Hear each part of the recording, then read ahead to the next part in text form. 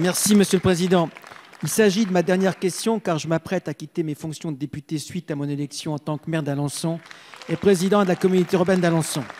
Je tiens à remercier mes collègues de tous les groupes politiques et des non-inscrits avec qui j'ai noué des relations cordiales et humaines très enrichissantes dans le cadre de mon travail parlementaire. Merci. Monsieur le Premier ministre, il y a tout juste 5 ans, le président de la République annonçait un confinement strict pour faire face à l'épidémie du Covid-19. Sur l'ensemble des territoires, les élus locaux et administrations locales ont été en première ligne pour répondre aux préoccupations, attentes et besoins des habitants.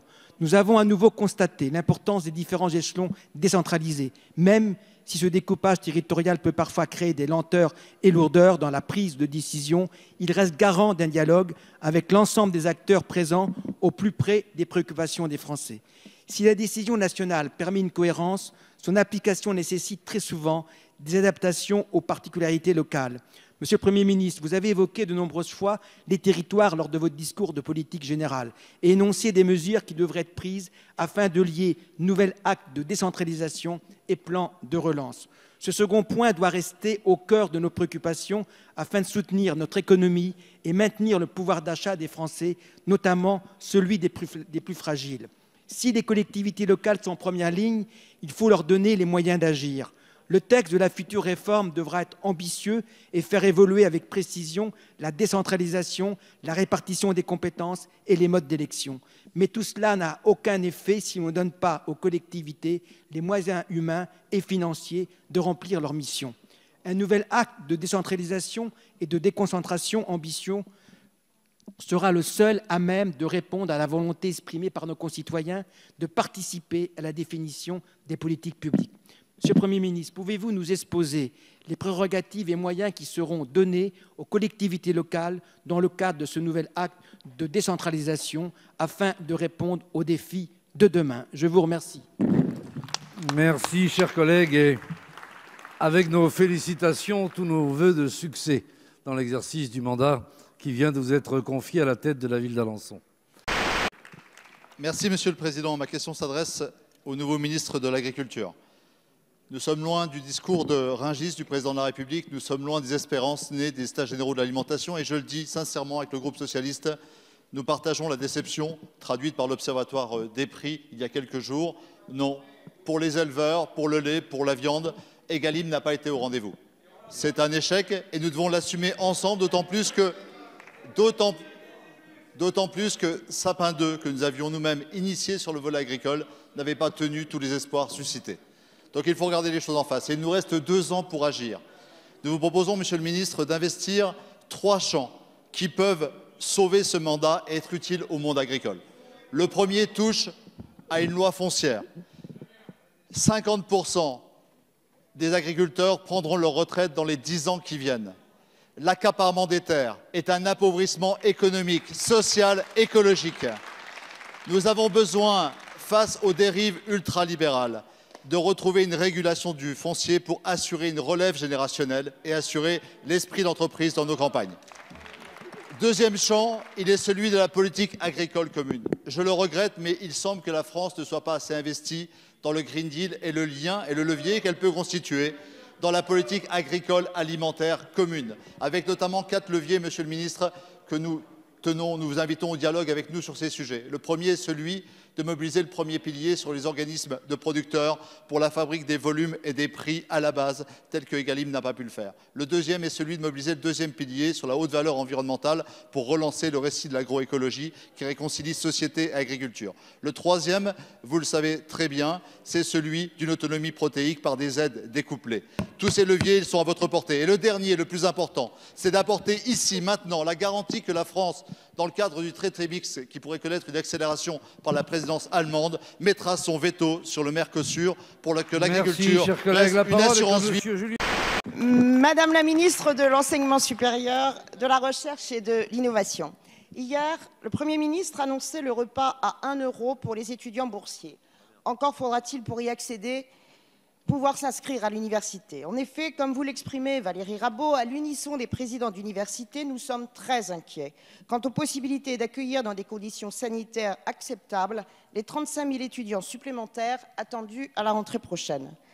Face à cet afflux, et bien que les dispositifs WICI prévus par la loi ORE devraient être proposés à un plus grand nombre d'étudiants, les capacités d'accueil des établissements resteront limitées, sans compter les problématiques de locaux insuffisants et de ressources humaines disponibles. Il y a un vrai risque à ce que ces étudiants ne puissent trouver d'offres de formation adaptées à leurs projets individuels. Vous proposez 1 600 € aux universités pour chaque étudiant supplémentaire, quand le coût complet d'un an de scolarité s'établit entre 10 000 et 16 000 € selon les filières. C'est largement insuffisant. Aider véritablement la jeunesse implique d'affecter immédiatement les moyens nécessaires pour cette rentrée 2020. Estimés à 300 millions d'euros par les présidents d'université, nous vous les avons proposés dans notre plan de rebond et lors du PLFR 3, vous les avez refusés. Vouloir lutter réellement contre l'aggravation de la précarité des étudiants, c'est également prolonger les bourses d'1 an et répondre à la situation des étudiants impactés par la perte de leurs revenus en raison de la crise. Nous vous appelons à une refonte des aides sociales afin de les adapter à la réalité de la vie étudiante. Madame la ministre, vous promettez dans la future loi dite LPPR des milliards d'euros à la recherche sur les 10 prochaines années, sans offrir les millions aujourd'hui demandés à l'enseignement universitaire.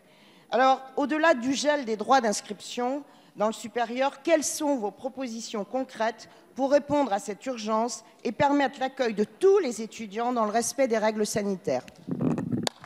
Madame Muriel Cabaret pour le groupe socialiste et républicain. Je voudrais saluer cette première prise de parole dans nos questions de notre collègue qui... Merci. Merci, Monsieur le Président. Ma question s'adresse au Premier ministre. En votre âme et conscience, vous avez nommé Gérald Darmanin ministre de l'Intérieur. Pourtant, celui-ci fait à nouveau l'objet d'une enquête en cours pour viol, harcèlement et abus de confiance concernant une sombre affaire d'échange de faveurs sexuelles contre une intervention à la chancellerie. Depuis 2017, nous avons vu nombre de ministres démissionner suite à des affaires fiscales, financières ou encore consommation intempestive de homards. Mais dans ce cas précis, rien. Circuler, il n'y a rien à voir. Rien à comprendre, il n'y a pas de problème. Avec le Président, vous affichez votre soutien sans faille au ministre de l'Intérieur, sans même attendre la fin de la procédure judiciaire. C'est une erreur éthique, politique, d'une violence symbolique inouïe. Que nous dites-vous en réalité? Que M. Darmanin est innocent, que la victime ment, au mépris des principes d'équité, du contradictoire et d'équilibre entre les parties. Pire, vous ignorez le conflit d'intérêts en puissance que représente cette nomination. Que se passera-t-il dans le cas d'une mise en examen d'un ministre qui sera l'autorité hiérarchique des policiers chargés de l'enquête sur les agissements? Que les députés LRM se rassurent, il ne s'agit pas de nier la présomption d'innocence. Nous y sommes très attachés. Mais de vous interroger sur le signal délétère envoyé à toutes les victimes. Vous qui en appelez à l'exemplarité de la politique et à la lutte contre les violences faites aux femmes, quel message envoyez-vous aux Françaises et aux Français lorsque vous faites fi de la parole des victimes? Mesurez-vous bien les conséquences de cette nomination? Merci, Monsieur le Président. Ma question s'adresse à Madame la Ministre de la Cohésion des Territoires et des Relations avec les collectivités territoriales. Ces derniers mois, les différentes initiatives et solidarités conduites par les collectivités des différents échelons territoriaux ont manifestement contribué à assurer la protection sanitaire des Français, la continuité des services publics et à soutenir les tissus économiques locaux. Le gouvernement a d'ailleurs fait reposer sa stratégie de gestion de la crise et de déconfinement en grande partie sur les collectivités. Les élus locaux ont fait preuve de réactivité et d'adaptabilité, compensant certaines rigidités et imprécisions de l'État et démontrant à nouveau l'importance des acteurs de proximité. La dégradation de la situation financière des collectivités, résultat de la baisse importante de leurs recettes, évaluée à 7,5 milliards d'euros en 2020 et à plus de 10 pour 2021, conjuguée à l'augmentation simultanée des dépenses sociales, les fragilise grandement. En plus de réduire leur capacité de mobilisation, cette chute des ressources altère aussi leur agilité, alors qu'elles seront amenées à jouer un rôle central dans le plan de développement économique annoncé. Je pense notamment à la relance de l'investissement et de la commande publique pour cette année et pour 2021. Le troisième projet de loi de finances rectificatif, actuellement en discussion, porte des mesures à hauteur de 4,5 milliards d'euros à l'endroit des collectivités, avec essentiellement des avances remboursables. Celles-ci viennent partiellement amortir le choc financier.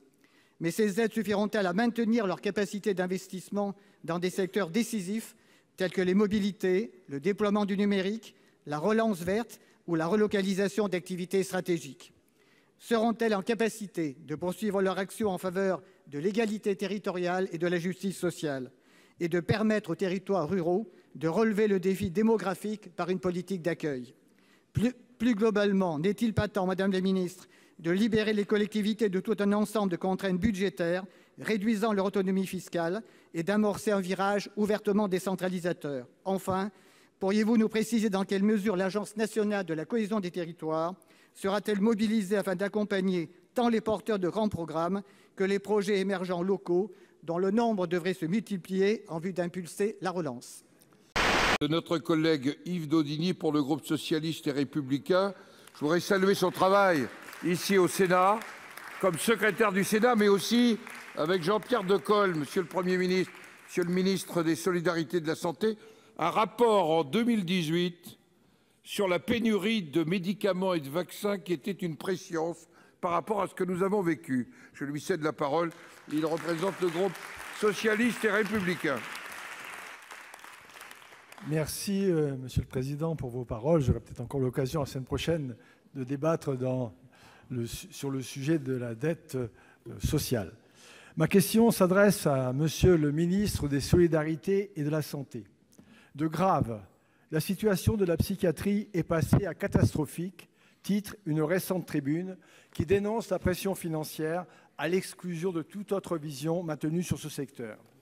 Dans le contexte présent, après suppression des 2/3 de lits en psychiatrie, insuffisance des accueils alternatifs et des équipes mobiles, financement sans lien avec les besoins locaux, accès difficile aux centres médico-psychologiques, 20% des postes du secteur public non pourvus, pédopsychiatrie sinistrée, disparité territoriale extrême. Dans ce contexte donc monte la vague psychiatrique liée au Covid-19 et qui pourrait déferler à la rentrée sur un système à bout de souffle. L'après-Covid sera psychiatrique, affirme la professeure Le Boyer. Pendant le confinement, les pertes de suivi, les ruptures de traitement ont concerné 10% des malades. Faute de moyens humains suffisants, ont été mises en œuvre des privations de liberté injustifiées médicalement et illégales dans des conditions indignes pour les malades. Adeline Hazan, contrôleur général, attire l'attention sur la question des droits des patients, sur l'enfermement de plus en plus important des malades mentaux, s'interroge sur les nouvelles règles des hospitalisations sans consentement, sur l'utilisation abusive de l'isolement et de la contention. Monsieur le ministre, avez-vous la volonté politique de donner dans notre pays à la psychiatrie et à la santé mentale toute leur place en qualité et en réponse aux besoins de la population ?